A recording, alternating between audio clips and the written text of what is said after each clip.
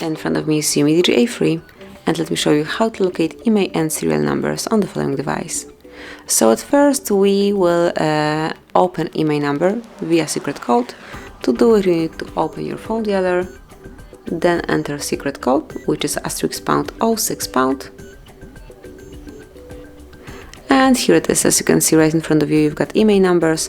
So as you can see, within 1 second, okay, so maybe 30 seconds, you can reach this number.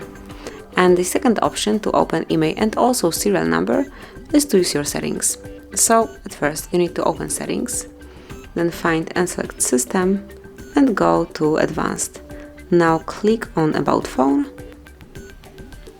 and here if you scroll a bit lower, you will be able to check IMEI numbers, and if you will enter model and hardware, you can reach a serial number as well. So this is it, that will be all. Thank you for watching. Please subscribe our channel and leave the thumbs up.